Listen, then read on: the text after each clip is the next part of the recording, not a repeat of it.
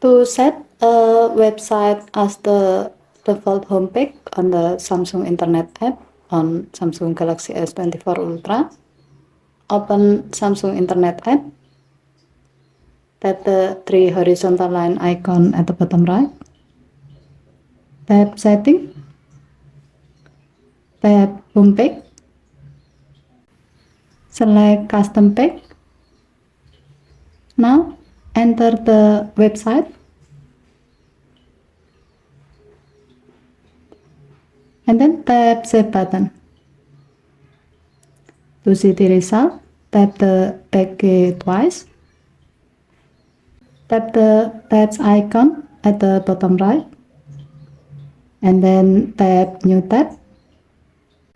You can see that Samsung Internet app will always open the website you set as the default homepage each time you open a new tab.